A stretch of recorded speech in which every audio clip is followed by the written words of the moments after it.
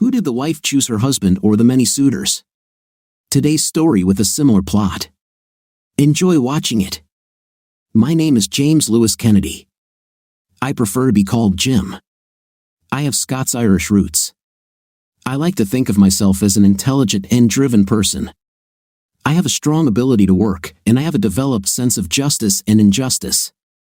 I don't usually tolerate nonsense. If my ancestors could speak from the grave, they would tell you about the determination of the Scottish people. Just look at the unabating desire for independence that is still strong in Scotland. My father was a man who did not tolerate stupidity. Though he has passed away, I remember his lessons well. My mother is alive and well, living in Arizona away from the snow and rain of upstate New York. She lives with her sister, who is also a widow. I talk to her every week. I have a younger brother and an older sister, but they are scattered across the country with their own families and busy lives.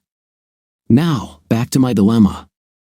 A couple of months ago, I realized that my lovely wife of 9 years, Laura Grosvenor, has been involved in relationships with other men over the past 4 years. She seemed to have decided one day that I was not good enough as a husband for her and that her needs were greater than what I could offer. Now, I'm not one to cry in my beer, so I decided I needed some information. I received it from 2 sources. First, a detective. I paid for an investigation into my wife's extramarital affairs. For my $2,500, I received confirmation that my wife was seeing another man on a weekly basis, some guy named Jason McDonald. She slept with him in hotels, houses that my wife sold, and in his apartment on the outskirts of the city center. We live in Albany, the capital of New York State. Second, a lawyer. Armed with information about my wife's activities, I turned to family law expert Leanne Miller, a friend, who told me that if I divorced, I would be financially screwed. You see, I have 2 children, Thomas, who is 7 years old, and Rebecca, who is 5 years old. New York state courts are especially inclined to grant custody to mothers. It doesn't matter that mothers cheat. No, it doesn't matter at all. Judges in New York are especially eager to award custody to mothers rather than fathers. For a father to get custody, the mother must be a serial killer or worse. The courts are heavily biased in favor of the mother. Fathers almost always receive little attention. The father's abilities as a parent are almost completely ignored in any trial. Judges would rather give custody to a mother who smokes crack and sells Intim than to a father who is a corporate lawyer, like me. My wife doesn't smoke crack or sell a night, but you get my point. She works as a real estate agent, focusing primarily on commercial and high-end properties. Do not misunderstand me. I think, in most cases, mothers are probably great at raising children. But I also think that fathers who love their children are also quite suitable for their education. In my case, they are also my children, so why shouldn't I be considered equally qualified to be the one to raise them? No, according to the New York State courts, I am automatically deemed unfit and irresponsible. Damn it! My lawyer was able to convey to me a particularly important piece of advice: do nothing. That's right, you heard me, do nothing. Because if I do anything to correct my wife's wrong behavior, I will end up being the one who gets hurt. I will suffer from the biased New York State family law and courts. You see, public opinion and historical precedents say that my wife will come out ahead in the event of a divorce. New York State law allows her to cheat, and for this, she can take me to task in a divorce. Now, I am a person with liberal views. I believe in justice and fair play. But no, the divorce laws of this wonderful state do not believe the same. They believe that fathers, even those who have been victims, should be even more offended. That is, anyone with a penis and a father, let's just say, they are deprived or more precisely cheated. By this point, you are beginning to understand my frustration with divorce laws in New York and the unfairness of the whole damn thing. She can cheat on her lover and receive a reward for it. Marry justice at its finest. So, my highly qualified and experienced lawyer gave me a sound piece of advice: do nothing, or better yet, do the same thing my wife does, but don't get caught. Because even if my wife's infidelity is discovered, if she has proof of my infidelity, the court has an additional reason to treat me unfairly. God, where does this leave me? In limbo, that's where. So, I walked back to my office from the lawyer's office, closed the door, and moped for the rest of the day. How could this happen? What did I do wrong? Why did she do this to me? My feelings of failure plunged me into a deep depression as the realization of the state of my marriage hit me like a tsunami. It overwhelmed me and made me feel like I was drowning. I know it sounds stupid, but that's how I felt. I thought over and over in my head about the one statement my lawyer repeated, do nothing. But how can I not do anything? For how long? And when will I know it's time to end it? What will happen then? The uncertainty of it all made me physically sick. I felt empty inside as the realization beat inside my head that my marriage was a farce. My wife used me for her own purposes and deliberately betrayed me and our children. Her intimate satisfaction meant more to her than her marriage and children. Was I making more of it than necessary? Did I just need to calm down and work on a plan? I knew I needed to come up with some kind of plan, but right now, I had no idea what that plan was. Around 6 p.m., I returned home and pretended that I was still a happy husband and father. In fact, on the way home, I decided not to do anything to show that I knew about the betrayal of my wife. This cheater, no, sir. I was going to pretend to be happy. Happy, damn happy. And then I was going to do the same thing my wife did. If it was good enough for her, it was good enough for me. As they say, as you are to me, so am I to you. Yes, that was my new motto. Damn her. Sorry if I ramble incoherently at times, but it's all burning in my brain and it's good to talk it out. A week later, I saw a psychologist, and he just looked at me and asked about my relationship with my parents and if I hated my father. I quickly gave up on his psychobabble and decided that I would handle this my own way, putting my problems on electronic paper. So, a few months later, after some introspection and the realization that I had to do something to feel better, to bring some justice to this messed up state of affairs I found myself in, I started a friends with benefits relationship with a woman with whom I work. She is a lawyer in the same firm where I work. Divorced with 2 young children in elementary school, Amanda Stewart is a year older than me. She's tall, slim, very fit, and beautiful. I just can't understand why she wants to have a night with me. I mean, she could have almost any man she wanted just by beckoning with her finger. Do not misunderstand me, I'm not exactly a fat, ugly man. Quite the opposite. I'm exactly 6 feet tall, weigh 165 pounds, and am in reasonable shape. I run, ride a bike, and work out at the gym regularly. I have a full head of brown hair, all my teeth are in place, and I only wear reading glasses. I'm not hideously ugly, and my wife was actually the one who wanted to start dating me, as I learned from a casual conversation with Amanda.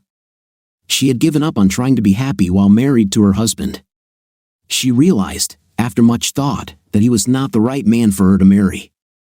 So, after they tried to save their relationship, they both decided they did not want to be married to each other. It didn't become known until later in our communication that the father of her children is not her ex-husband. This was the main reason for their divorce. I can understand how this could be a stumbling block. This would be the case for me if I discovered that I am not the biological father of my children. But that's not my problem. Indeed, I did a DNA test on my children. So, I benefit from Amanda's needs, her needs and my needs coincidentally coincide. Now, I really enjoy and intimate with her, and we can actually talk a little after we're done with the good part. She is smart and sophisticated and is the type of woman that a man could really love in an easy way. I don't feel any pressure with her. Not the same as with Laura. We don't have much investment in each other. Not emotional perhaps. Laura's relationship with the guy she's sleeping with is the same, but I'm getting ahead of things. I decided that if Laura ever decided to end her relationship with her lover, then I would do the same, but there was no sign that this was in her future. Periodic checks by my detective confirmed that my dear wife was getting it from her lover at least once a week, so I decided that I needed to take STD tests to make sure she wasn't bringing home any unwanted germs. Fortunately, the tests were always negative. Maybe she forced her boyfriend to use protections, or maybe he just wasn't a hotbed of disease. Anyway, I made a mental note to get tested every 3 months, just in case. Amanda and I always use protections, safety comes first. Now, I also need to explain one more thing. My wife is Laura Kennedy at work. She uses the last name Gravesner. She thinks it sounds a little more posh than Kennedy, but let's see. The name Kennedy is almost like royalty in the United States. But the name Grosvenor dates back centuries in England, and she considers it of much higher class. This, she believes, could attract more high-end clients to work with the firm. We are both 34 years old, and as I said earlier, we live in Albany in a very nice area called Pine Hills. Our home is near the university and close to downtown and the Capitol buildings. My commute to work is short, just a few minutes. Laura's office is not far from mine in the city center, but since she often has to be away from the office, she drives to work. I drive a 3-year-old Subaru Outback, and Laura has a newly leased Mercedes. We lead a seemingly completely ordinary life. We are busy with children, careers, and everything that daily life requires of us. The house is about 80 years old but has been carefully updated and renovated over the years. It is a 3-story structure in the Queen Anne style. We have so much space in the house that we could literally spend the entire day without seeing each other until mealtime. There are 5 bedrooms and 6 bathrooms, but very little storage space. The basement and 3rd floor have storage rooms, so this makes up for the lack of storage for clothes, Christmas decorations, boxes for Halloween decorations and costumes, and sports equipment. I have a detached 2-car garage at the rear of the property that also doubles as storage for gardening tools. Laura is always painting or remodeling something. The small bedroom next to the master bedroom was remodeled, and walls were knocked down to become the master dressing room.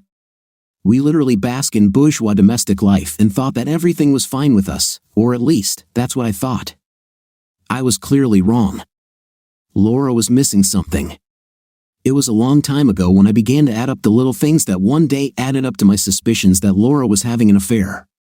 She was very skilled at hiding it. I mean, when she came home, it was almost impossible to notice any outward signs that she had spent 2 hours in the afternoon having intimate with her boyfriend. We were preparing dinner for our family and talking about our day, planning to do something together and talking about the schedule for the next few days. It was all painfully ordinary and boring. Maybe that was the point, ordinary and boring, no emotions. Everything was going well until then, until I discovered her other cell phone. I was looking in her purse for her car keys so I could move it since she was blocking the garage door and needed to get some things out of the garage, and there it was, the phone. It was turned off, so I turned it on. It was protected with a 6-digit unlock code. I tried several combinations. When nothing worked, after the 4th attempt, it warned me that it would block me from further attempts if I entered a 5th incorrect attempt. I decided I didn't want her to know I was going through her things, so I turned it off and put it back in her bag. I racked my brain for a while trying to decide why she needed a second cell phone. Every conclusion I came to told me she was hiding something. What it was and why was the $64 million question. This bothered me for several days. I analyzed every aspect of our lives, our marriage and our work, to try to find the answer. In the end, I decided not to raise the issue but to get better information. So, that's when I turned to the detective. What they told me was my worst fear. Laura clearly wanted more. She wanted some excitement in her life, and I wasn't the person she wanted that from. I mean, if you're bored, the normal thing to do is maybe suggest a change away from the routine, start a new hobby, take a trip, volunteer for a good cause, maybe become an active member of society. But no, Laura's solution is to start having a night with another guy. How can I deal with this? I was racking my brain for a solution. The lawyer in me decided that I had to approach this logically and take a dispassionate approach. But that didn't take my children into account. A dispassionate approach would have involved me confronting Laura and demanding that it stop under threat of divorce. But what if she decides she doesn't want to stop? What then? What if Laura decides she wants a divorce and wants to fight for it tooth and nail in a protracted battle for control of the children? Who will win and who will lose? Well, the lawyer in me can tell you that we all lose, except our legal representative. They win about $300 an hour while we fight over who gets what pieces of furniture and how many minutes we each spend with the kids, and on what days and where. No, the children will lose first, and Laura and I will also lose. If we break up, it must be on mutual terms and done in such a way that we don't destroy everything around us. So, This brings me back to what my own lawyer advised, to do nothing. I thought about this for several weeks, all the while trying to understand why my wife decided to have a night with other men. What were my shortcomings? Did I pay enough attention to Laura? Has romance disappeared from our marriage? Was I too boring and ordinary for her? Was I bad at intim? Self-doubt was killing me. But while I was trying to figure this out, I decided I needed to step up my game a little. I had to do something. What exactly this something included was not immediately obvious at the time, but I made a start. I usually try to work out 2 or 3 times a week, but due to increased stress, I knew I needed to increase my workouts. So now I run much more than before. I get up at 5 a.m., put on my running shoes, and hit the trails in our area. In the last 2 months, I've lost about 8 pounds and 2 inches from my waist. I also started using the gym, which luckily is near my office. 2 days a week, I go there and work out. I had a couple of sessions with an instructor to get off to a good start and ensure I didn't hurt myself by trying to lift too much weight initially. I started with lighter weights and gradually moved up to heavier ones. It's been a slow process, but I'm starting to see an increase in upper body strength. If I seemed unattractive to my wife, I wanted to improve my appeal and show her I was worth paying attention to. I tried to invite her to romantic dinners just for the 2 of us, but her darn cell phone kept ringing and beeping, ruining the atmosphere. I tried giving her nicely massages in bed with warm oil, candles, soft music, and wine, but again, that darn phone ruined everything. I tried turning the phone off, but when she caught me, she complained that she might have missed an important call or email from a client. Everything I tried failed miserably. So, we settled into a new routine, which has become routine and boring, at least for me. I mean, what's the point?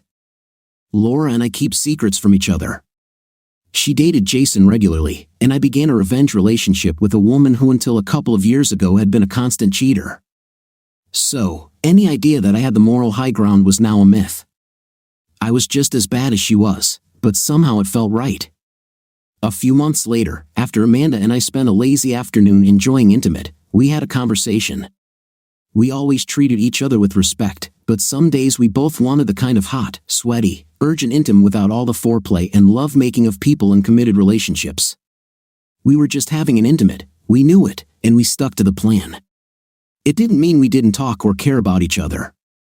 At heart, Amanda is a wonderful woman and mother, but we both knew our arrangement was not long-term and wouldn't develop into anything more than meeting our immediate needs. My plan was to keep my life simple, or so I thought. In the following 6 months, things continued much the same as they have for the past few months. I continued to have the detective agency periodically check on what Laura was doing. She still had a night with her lover once or twice a week. With this knowledge in the back of my mind, I decided not to rush to complete my extramarital activities with Amanda. In fact, Amanda and I have become a little closer over the past few months, so much so that she has met my children and I have met hers. At home, having dinner with the kids on Thursday night, Laura told me she was going to a convention in Las Vegas for a week.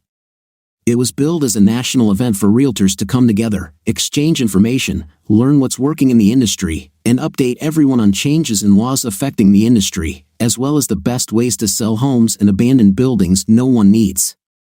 In reality, they had a meeting at a luxury resort with a huge pool, partied until they dropped, got together late in the morning when they were very hungover, drank several cups of coffee, pretended to pay attention to some pointless and boring PowerPoint presentations, and planned the day of the party. Her real estate conventions were always thinly disguised weeks of parties. I knew this one would be no exception, so I decided it would be a good time to change things up a bit. Who am I trying to fool? Laura was a smart woman and clearly understood what she was doing. She didn't just wake up one day with a case of stupidity. She is an adult and knew the risks and rewards that led her to cheat on our marriage. This convention coincided with spring break from school. We had talked about taking the kids to Disneyland in Florida, but somehow that was completely forgotten when the convention conveniently showed up on her calendar. My frustration with her increasing selfishness and lack of concern for her family showed through. I thought we agreed we would go to Disneyland this year, I said, my expression clearly showing my disappointment in her decision to go to Las Vegas when we had already planned a spring vacation with the kids. This is really important to me, Jim. Besides, Becca is still too little to go on some of the rides her brother can go on, and if she can't do everything he does, it will only lead to quarrels. We can deal with Becca if we explain everything to her. She's a very smart kid and understands everything about safety. I really don't understand why you're putting another real estate convention before your family." She sighed heavily, annoyed, and rolled her eyes.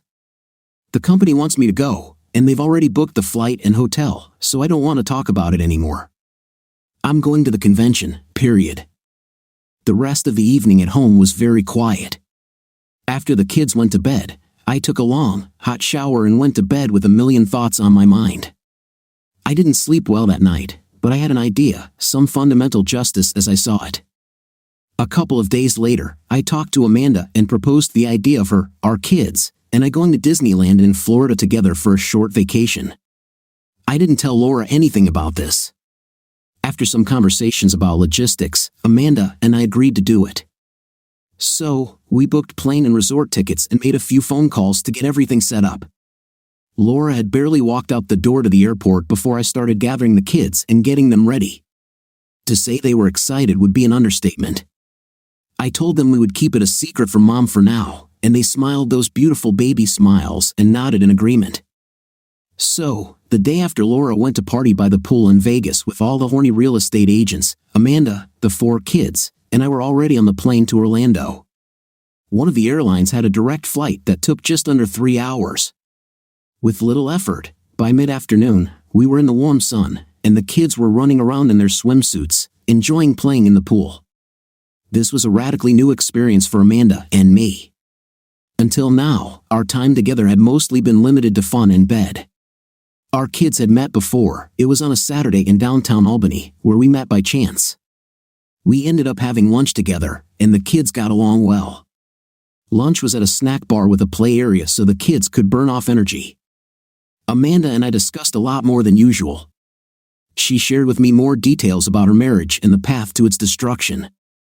She also shared her commitment to her children. After the divorce, she realized she had made some very serious mistakes, but she wanted to be a good mother.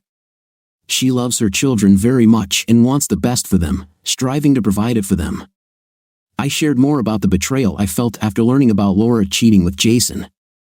I could see how she listened intently, even as she watched her children. I tried to read her face to understand what she was thinking.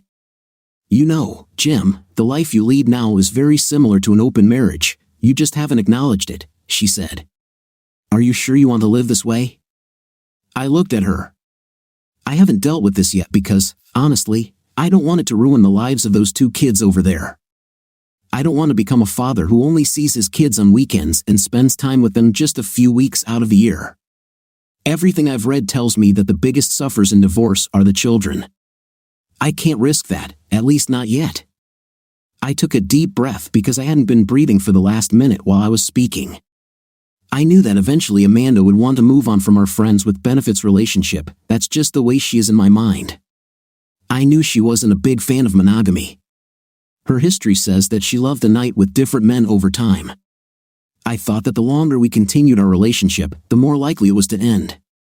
She will want to move on to a new friend with benefits, but she didn't.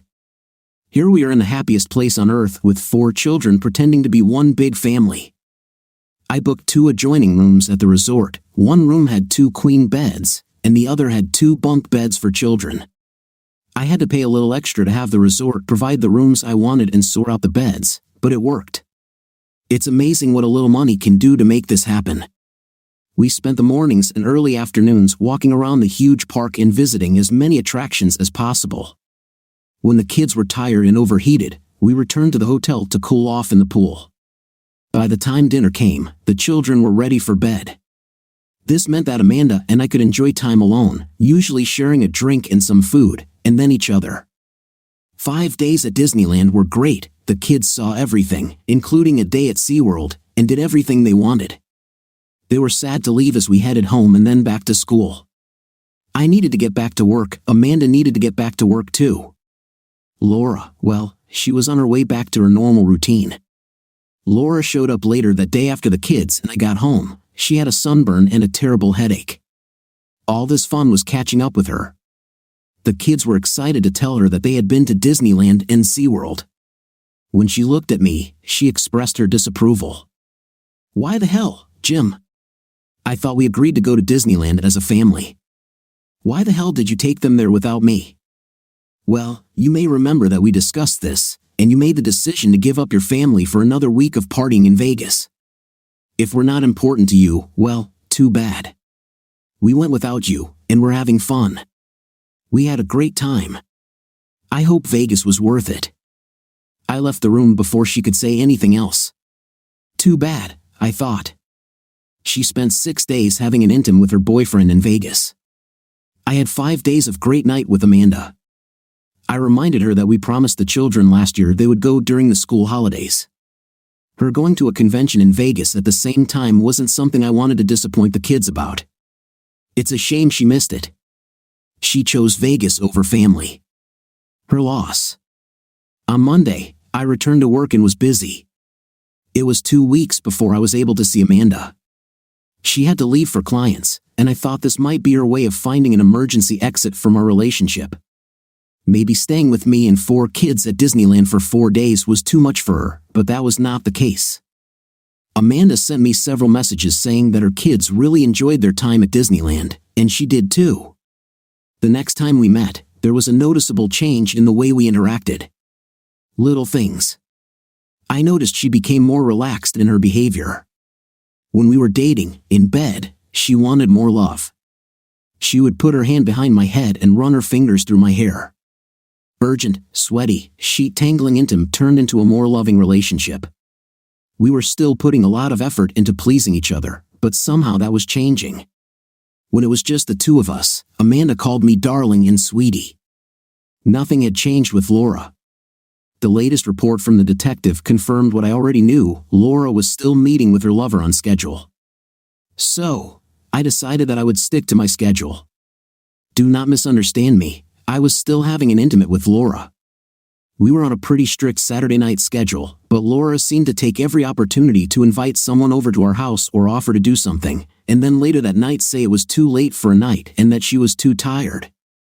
Too often, I would get just a kiss on the cheek, and that would be it. So, the result was that we had an intimate maybe once a month, if at all. I tried to pretend to be an understanding husband, but in the end, my patience level was very low. Laura started this journey, and I was good at anticipating potholes in the road. 8 months later, there have been several changes in my life. Wow, it really happened. There are so many changes that I don't even know where to start. Okay, first big change. Laura announced to me about 7 months ago that she was pregnant. She dropped the news on me about a month after the Vegas convention. I am almost 99% sure that I'm not the father of this child. She and I had so little intimate contact in the months leading up to this that the likelihood of me being the fertilization donor for this child was minimal. However, my plan was to wait until the baby was born and take a DNA test. The local lab here in Albany will give me results within 24 hours. Laura is now heavily pregnant, and although she is still working, she has greatly reduced her hours. She still sees her boyfriend every week, that hasn't changed. If DNA tests confirm my suspicions, I hope he has room in his studio apartment for Laura and their baby. I visited my lawyer again after Laura told me she was pregnant and considered my options. A DNA test to confirm parentage was important, otherwise, I would likely be required to provide for the child for many years. It seems that New York state law states that any child born while a man and woman are married is automatically considered to be the result of that marriage. Therefore, the law considers me the father unless I prove otherwise. So, a DNA test immediately after the baby is born will be high on my list of priorities. My lawyer suggested other arrangements after the baby was born and paternity was confirmed. More on this later. Laura, in a deep hole, I'm pretty sure I got pregnant in Vegas at a convention. There was a guy there that I had met at other events, and I had always wanted to reach out to him, but never found the courage. This year, I let alcohol and my own poor judgment take over, and I had a night with him 3 days. It was a mistake. This compounded my previous mistake of forgetting to renew my contraceptive prescription last month. I thought it would take more than 3 months to get pregnant without the pill. At least that's what the literature that came with my prescription says in very fine print. It also says that in rare cases, women taking this pill may get pregnant faster. It seems I was a rare case. When the baby is born, it will be clear to Jim and everyone else that he is not the father. Crap, now what should I do?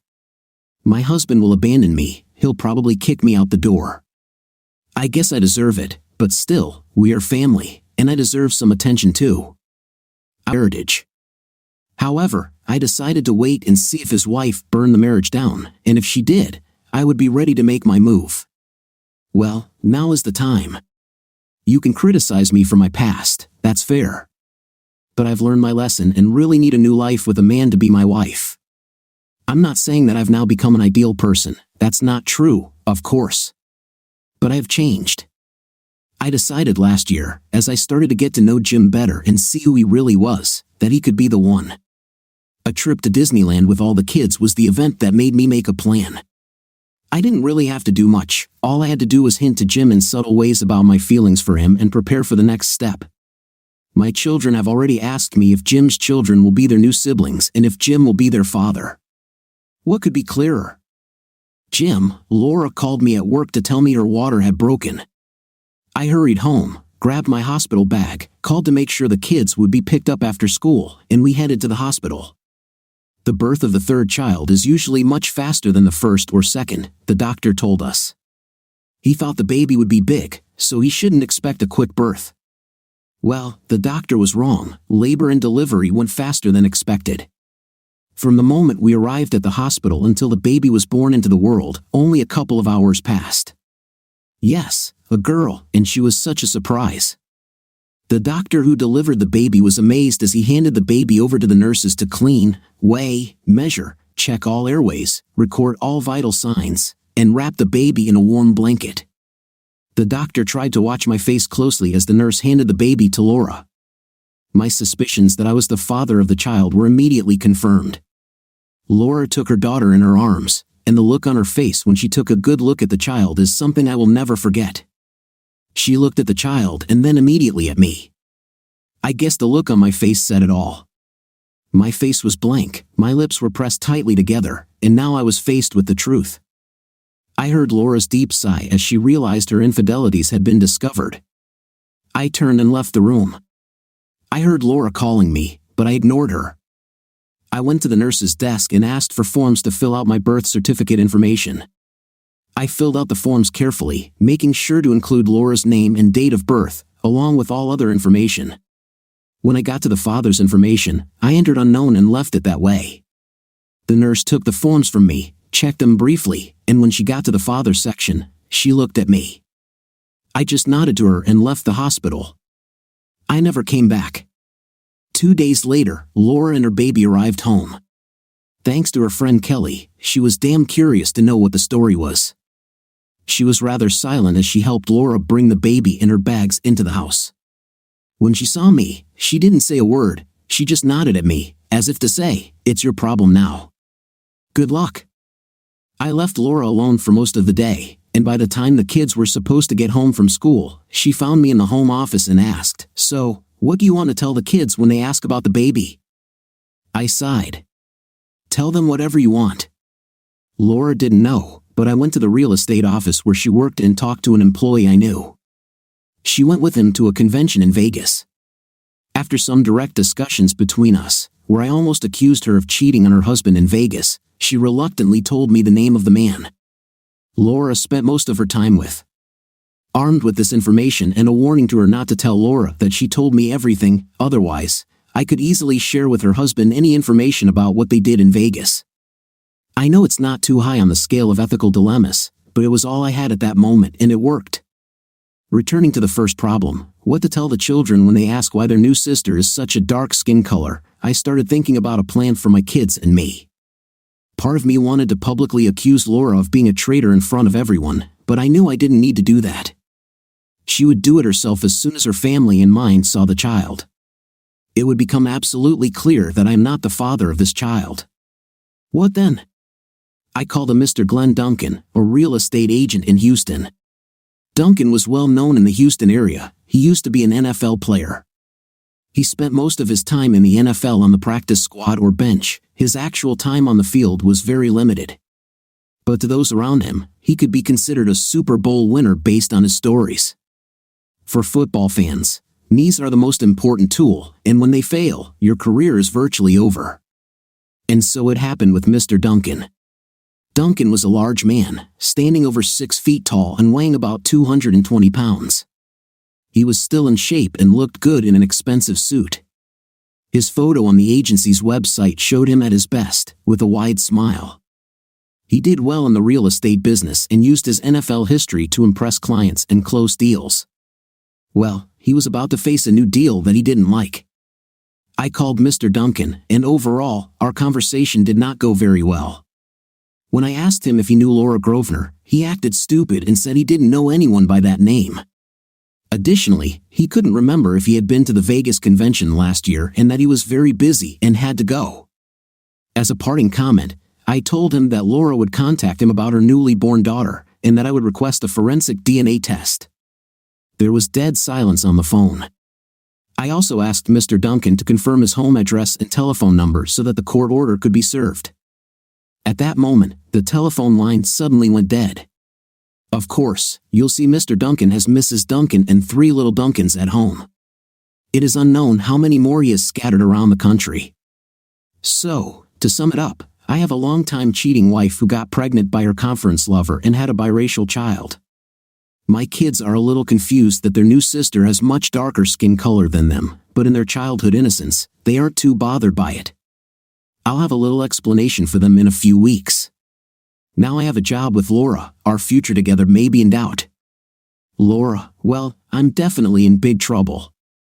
I need to talk to Jim and see if we can get through this. He is usually a very reasonable man, and there is no reason why he couldn't be a father to this child just like before. He will see that in time. He will be able to accept her as his own. I'll probably call Glenn to let him know it's a girl. I talked to him after I found out I was pregnant, but he didn't want anything to do with me. He literally hung up on me and even suggested that if I tried to contact him, he might take some legal action to stop me. This is truly remarkable. A man claimed he loved me in Vegas when he had a night with me. He has a really big private area, but that doesn't help me at all right now. Jim has been avoiding me as much as possible since the baby was born. He handles our children quite well but refuses to touch the baby. When the child cries, he just looks at me for me to do something. In fact, after he puts our 2 older ones to bed, he spends most of his time in his office. Jim moved out of our bedroom. He moved his belongings into a closet in the spare bedroom on the 3rd floor and moved all his toiletries into the adjacent bathroom. He put the crib in the master bedroom where I still sleep. I know that in a few weeks he will calm down and want to talk about it. He will also want to start having a night again. I'm going to get back into the gym and get rid of any remaining pregnancy weight.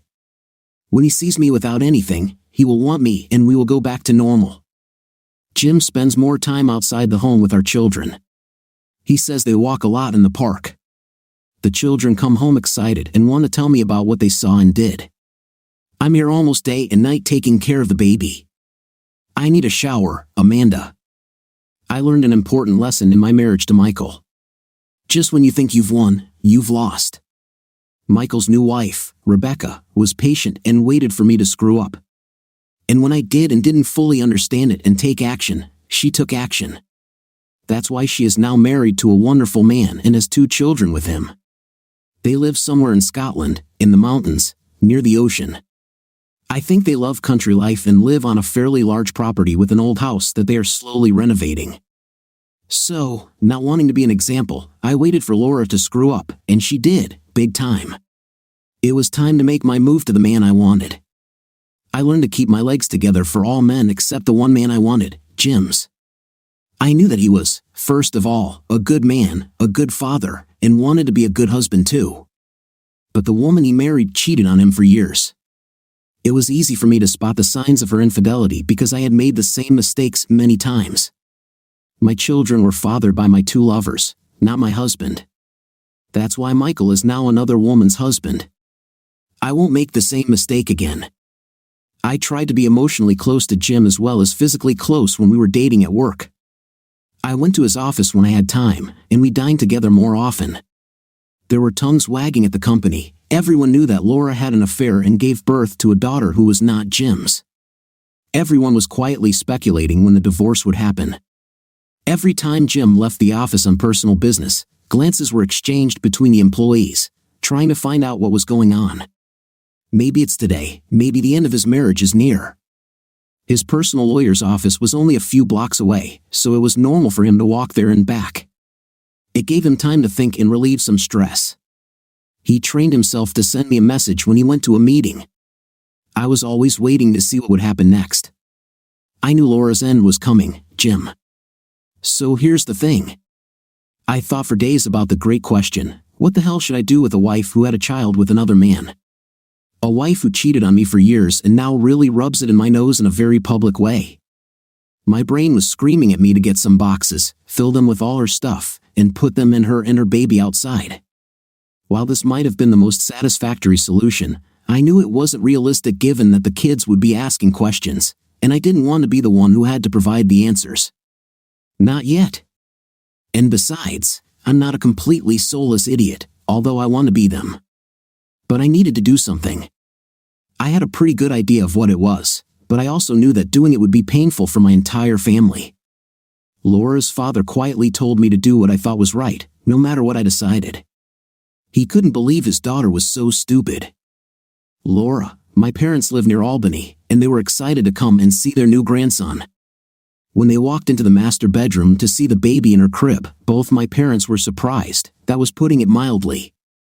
My mother covered her mouth with her hand, stumbled back, and had to sit on the chair next to the crib. My father simply looked at me, shook his head in disgust, and walked out of the room. Dad went down to the bar, poured himself 2 fingers of whiskey, and sat down at the dining room table to drink it. He didn't move when Mom and I came down a few minutes later. I held the baby in my arms, preparing to breastfeed him. Mom looked at Dad, and he poured her a drink and pushed it across the table towards her. She took a long sip, and then they both looked at me. I decided it was better to tell the truth, but maybe not the whole truth. This may be too much for them today, so I admitted that I had a night with a black man in Vegas last year. My dad made a remark that he almost mumbled, "Not everything that happens in Vegas stays in Vegas." Although this was true, it was unnecessary. My mother asked the obvious question right away, "What are you and Jim going to do now?" I exhaled before answering, "I don't know." My mother looked at the table as she asked, "Are you leaving him?" My head shot up. "No," she continued, "is he kicking you out?" "We haven't exchanged more than a few words with each other since the baby was born. He spends as much time with the kids away from home as, maybe he moved into the spare bedroom, the one I was going to use for the child. That's why the crib is in the master bedroom." My mother shook her head. My father just looked at the table. Neither of them even breathed. My mother summed up her thoughts by saying, "God, how could you be so stupid?" Her comment was a statement, not a question. I sat without saying a word while the baby drank from my breast. My mother put the question squarely in my head, "Will Jim make you leave?" I hoped he would listen to reason and become a father to this little girl, but I knew that every time he looked at her, he would be reminded of my infidelity. It was quite obvious that I had cheated on him. We didn't talk about this at all. He avoided me at every opportunity, and I couldn't blame him. What man would want to be reminded that his wife got pregnant by another man, and this is the result of that affair? It's not like I had a long-term affair with Glenn. He was well known in the business and was a very personable guy who always knew how to compliment women. This time, I drank too much and ended up in his hotel room on the first night of the conference. We spent the next few days having an intimate, and it was wonderful. All the usual household chores, work, children, husband, were forgotten, and I just enjoyed the attention he gave me. We had good night. At the end of the conference, I went home barely able to walk. I was already very tired, and I knew that I needed to get myself ready for the flight and then get ready to meet Jim and the children. When I got home, the kids were quick to tell me that they had just returned from Disney World in Florida.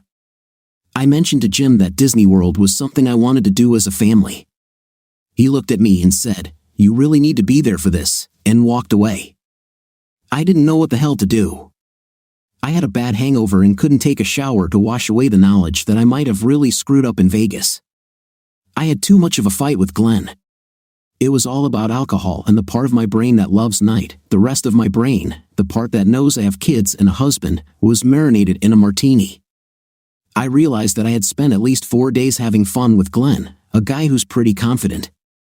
When I returned home, I realized that I needed to have an intimate with Jim as soon as possible.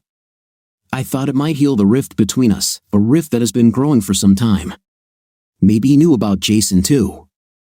I know that Jim and I haven't been very close to each other lately, and that's reflected in our family life. At the time, I thought spending more time with Jim and the kids should be a priority. After a few weeks, I lost my period, my breasts became very sensitive, and I started feeling sick in the morning. I knew I was pregnant and decided I needed to figure out a plan. I should have had an abortion, but I didn't. I silently prayed, "Lord, let this child be Jim's," but that's not true. To answer the obvious question of what the hell should I do, I decided that visiting my lawyer might help me better understand the problems I was facing. You see, my brain was completely convinced that divorce from Laura was my only option. I would have a very hard time accepting being the father of her child when it was clear to everyone that she had gotten pregnant by another man. A biracial child with 2 very white parents is pretty obvious. At first, I thought the father might be Jason, the guy she slept with regularly. Clearly, it wasn't him, she cheated on him too. I had to chuckle to myself at that. I know what you're thinking, this is the 21st century and my position seems extremely racist. It has nothing to do with race. This is due to the fact that my wife became pregnant from another man. The child is innocent of this. The child has no choice of parents, his mother and father are who they are, not because the mother is white and the father is black. There is no question about that. The question is that my wife had a child from another man. In my mind, it's very simple. My lawyer asked if DNA tests had been done. They were carried out, and I reported the results. I also handed over the information my detective had gathered about the child's father, along with photographs. We then had a serious conversation about New York State family law and what it meant to me, especially now that it has been so clearly proven that Laura had an intimate relationship with another man while we were married. I told Leanne that my first priority was my 2 children. I wanted full custody and was willing to do anything to get it. I was prepared to say that Laura was unfit as a mother, to use all the evidence my detective had collected, and thus custody should go to me. I was wealthy enough that I could afford to fight this battle if necessary and hire a part-time nanny to help with after-school care. There were several court precedents allowing this to be done. I will retain ownership of the house and happily pay Laura half of its value. The kids and I will stay in the house as it will give them more stability and allow them to stay at the same school. The youngest was now going to school, so after-school care was the main problem. I covered it well. I didn't even raise the issue of alimony from Laura. All I wanted was for her to pack her things and her baby and leave to begin the process. Leanne suggested starting with a formal separation agreement. Now, for those who are not familiar with what this agreement is, it is a legally binding document that is essentially a preliminary step to the actual divorce. I guess you could say it allows the spouses to live separately for a while and decide if they want to save the marriage. The truth is that most separation agreements become a template for divorce because few couples actually return to marriage. I think this is really a scam in stages. I wasn't sure the separation agreement was what I wanted. I thought the separation agreement was simply delaying the inevitable. Why waste time? Leanne felt that using a separation agreement would be a good way to see if the child's father was willing to accept the child as his and provide for him financially. In addition, the separation announcement was a way to evict Laura from the house and give the children and me a chance to see how we managed on our own. I would happily allow Laura broad rights to see the children. I'm guessing the challenge for her will be taking care of her baby and children every weekend on her own. Over the past couple of years, Laura has largely left all the parenting to me. Her job and her extracurricular activities with Jason meant that she would come home to the 3 of us tired, hungry, and wanting to catch up on work. She would often go out in the evenings to meet with potential clients or show someone the house. Some weeks, the actual amount of time we spent together as a family was practically zero. So over time, I took care of the children, they became less dependent on their mother, and we all moved on with our lives. Laura and I have barely spoken to each other since her baby was born. I made no effort to care for the child's needs. It was entirely on Laura. So, on a Friday night about a month after the baby was born, I took out a large envelope and told her in my very controlled voice, "Laura, we need to talk." The expression on her face spoke for itself. She paled a little and realized that this was serious and that this would not end well for her. I knew she was hoping that the longer we put off talking about the baby and her cheating, the more likely I would be to ignore the fact that she had a baby with another man. I poured her a glass of wine and pushed it across the table towards her. I had a glass of ice water for myself. I had a brown envelope on my desk, and she was looking at it as she took a sip. She nodded toward the envelope and slowly asked, "What do you have there, Jim?" I got straight to the point. "This is the separation agreement that my lawyer has prepared. I think it's time for us to think about the future. I think you and I need some space so we can evaluate what we want, and obviously, our marriage is not in a good state. It seems that I'm not the person you want for a husband, and now you are not the woman I want for a wife. So, I think that for both our good, we should separate and reevaluate our marriage." Laura's eyes were wide, and her hands began to shake. She took a long sip of her wine. I continued, "My lawyer prepared this agreement, and it says that I will stay here with my children, and you and your child will move out. You have a month to find a new place to live. You can take as much furniture from the house as you like. You can spend as much time with the children as you want, but they will live with me. I have arranged for a part-time nanny to help with childcare after school, and in case I need to go away, I've arranged for work about adjusting my schedule and will be able to work from home much more." Laura's face showed shock. I clearly surprised her with this separation agreement, and she needed time to think about her options. "Jim, why do you want me and the baby to leave?" The expression on my face said it all. "It's time to be frank. Come on, Laura, be realistic. You decided to cheat, then you got pregnant, and now you want me to just take it for granted? Nope, it won't work. You should have realized by now that I was not going to tolerate that level of disrespect. You've been unfaithful to me for years, and now it ends. So, you have 30 days to pack your things, find a place to live, take your child, and leave." I was building up anger, and I really wanted to let my feelings out on her, but I knew it wouldn't do any good. It wouldn't help much, and I had to think about my children first. It was very difficult to be calm and collected at that moment. I pushed the envelope across the table towards her. "Here's the separation agreement. I've tried to be very fair to you. Go to a lawyer and look it over if you want. In fact, I would strongly encourage you to do so. But know this, I have no intention of owning your child as mine." I got up from the table and left the room. Silence enveloped the house.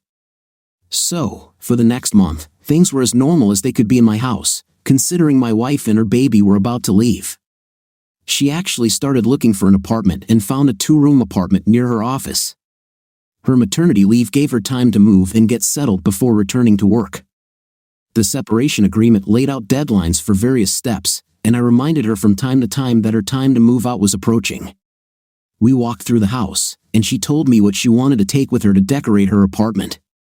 I took down all the pictures that were around the house, especially the ones that had her in them. I made some notes about what I wanted to change in the house after she left. During this time, I kept my relationship with Amanda separate from Laura. In fact, I wasn't even sure if Laura knew that I knew Amanda.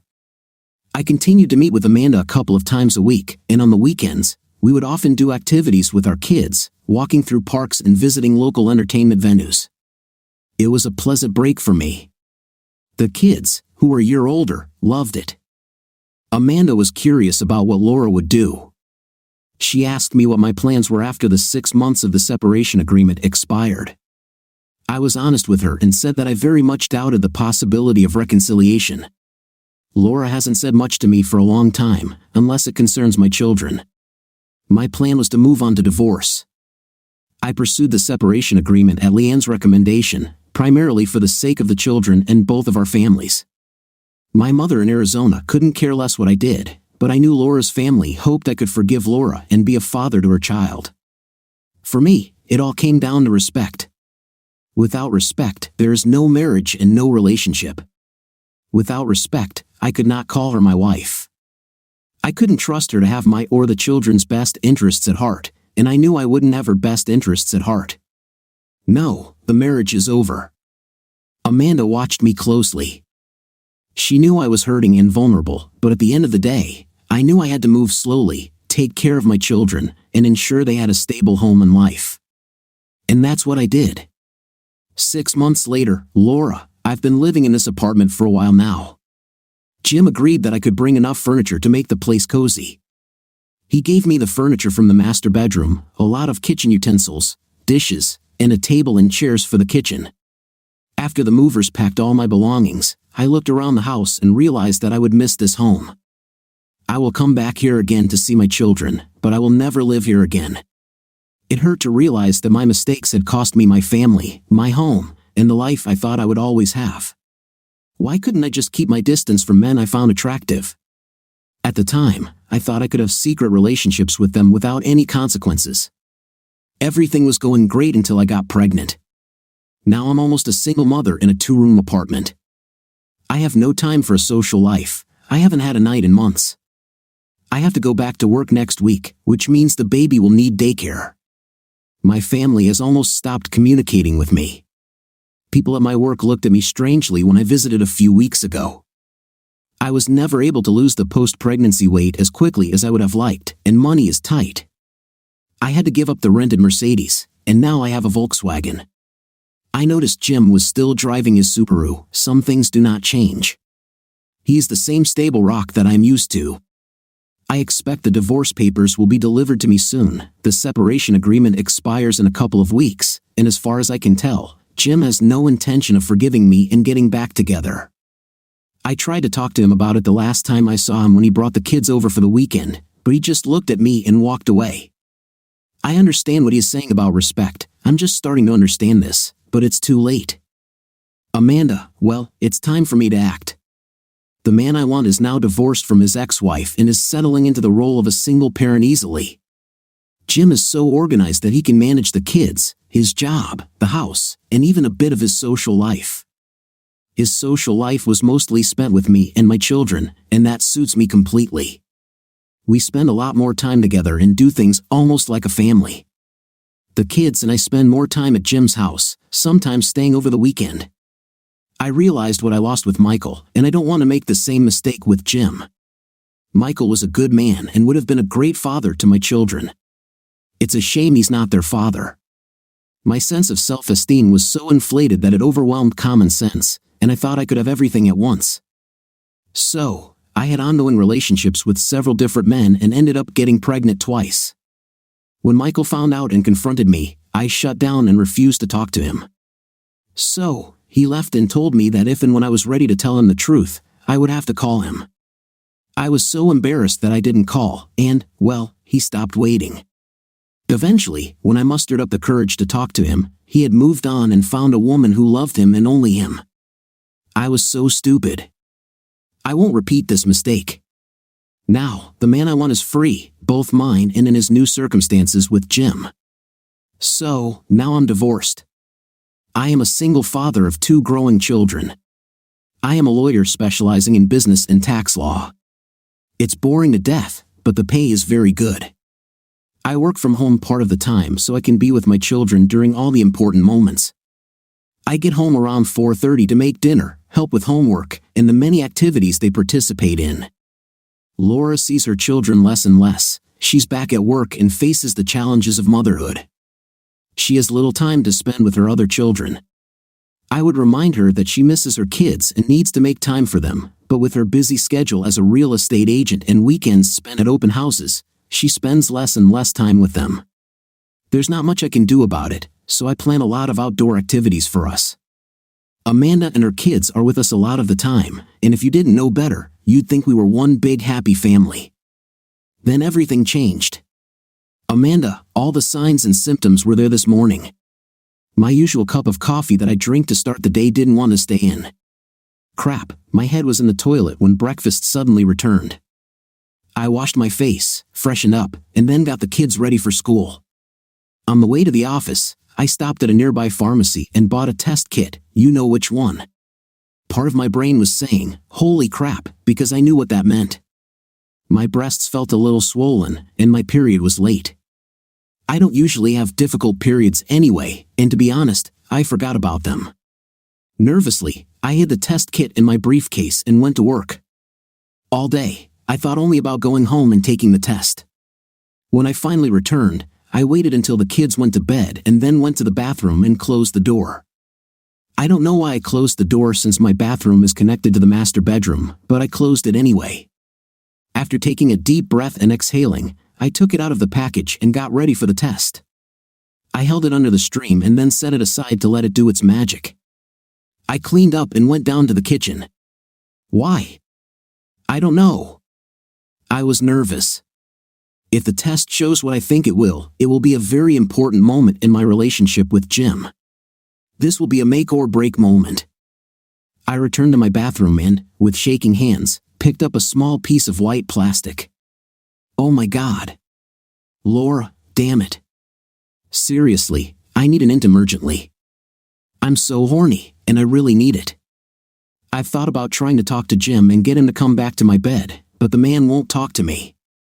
What should I do? Jason, my constant lover, left a few months ago. I heard he was dating a senior from university, and they were getting serious. She must be careful between the child and work. I have no free time for a social life. I don't want to go clubbing with work friends because it's impossible to know what's under me, whether you're hooking up with a decent man who's good in bed or a serial killer. Really, what can I do? So, I decided my husband would be a safe bet. I still love this man. He's the father of my 2 children, and I know that somewhere deep down, he still cares about me. I decided I had nothing to lose by trying to talk to Jim. I had to plan this carefully. I needed us to meet in a neutral place and not take the child with us. So, I decided to invite him to meet me for a meal at a restaurant that I knew he loved. This place in the city center is called Beer Barn. The title is a little misleading. It's a very stylish, if casual, place with a good menu of Jim's favorites and a long list of beers. I knew he really loved this place, so I decided to invite him to meet there. I called him and asked to meet. Surprisingly, he agreed. We've barely exchanged a few words with each other since Emma was born, so I had to be very careful in how I approached this crucial meeting. This would be the last attempt to save a very broken marriage. The paperwork was done, but in my heart, we still had a chance. As long as we have children as a common bond, we still have a chance. That, and I still need it. Jim hesitated between going and not going to meet Laura. Finally, after internal reflection, he decided that he should move forward from his frustration and talk to her. The children were his main concern, and perhaps this attempt by her to talk to him was about something she had to tell him. Although she could have easily communicated her concerns about the children through her lawyer or even called me, I suggested that we could act like adults and talk face to face. So, I decided to meet her at the Beer Barn, but I decided to take Hal with me. Laura, when I arrived at the Beer Barn, I saw that Jim was already there with someone else, a woman. She was blonde and very attractive. They sat opposite each other and were holding hands. Crap. As I approached the table, they stood up and she moved to Jim's side. The introductions were a bit awkward, as you can imagine. I didn't expect anyone else to be with him. Jim's expression was calm, and he had a smile on his face. I realized that my attempt to get him to reconcile, to move back in with me and the kids, was completely lost. Jim ordered me a drink and took it upon himself to order food for all of us. He knew this woman, Amanda, well enough to know what she liked to eat. Double bummer. Once the food was ordered and the drinks arrived, Jim began, "So, Laura, what did you want to talk about?" I stuttered and stammered, trying to come up with something. Stupidly, I talked about the kids and what I wanted to do with them during the times I have them for the next few months. Jim said he was planning something for Christmas that might involve taking them to a ski resort in Vermont. I simply nodded and agreed with almost everything he mentioned. I hadn't noticed before, but when Amanda took off her voluminous sweater, it became obvious that she was pregnant. My eyes widened as I stared at her stomach.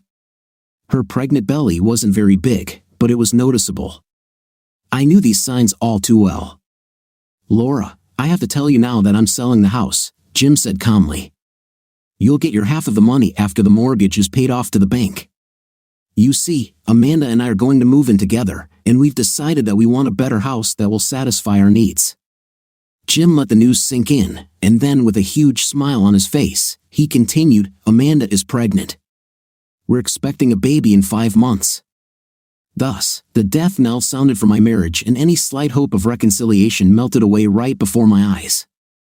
I think it really started when I first started cheating with Jason, and then it accelerated like crazy when I spent those 4 days with Glenn in Vegas. I hoped the ground would open and swallow me right then, but that did not happen. I simply nodded at them and quietly said, "I need to go." I left the restaurant and got into a taxi to go back to my apartment. I was so stunned that I forgot my car was parked nearby. Crap.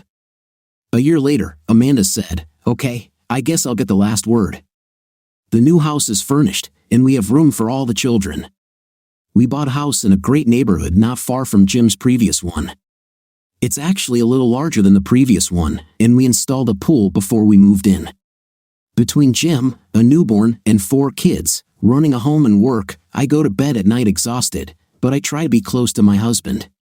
Yes, we got married. Jim insisted that our children have legally married parents. We got married shortly before the baby was born. We sleep without clothes, which means we make love almost every night. In this situation, I will soon become pregnant again. We still have a nanny who takes care of the baby while we're at work and looks after the kids after school. Please know this, I learned a lesson from my first marriage. I know I was stupid and took Michael for granted. I didn't give him enough respect. I won't make this mistake again. I am very devoted to my husband and family. I can't believe how happy I am right now. I'm happier than I probably deserve. Jim is such a caring father to all of our children. I love this man so much, and I know he loves me. 3 years ago, I could never have predicted such an outcome. What do you think of our story today? It seems to me that after finding out all his wife's affairs, the husband was not only shattered, but also disappointed in his wife completely after what she had done. What is your opinion and impression of the wife's actions? Write in the comments. Until new videos.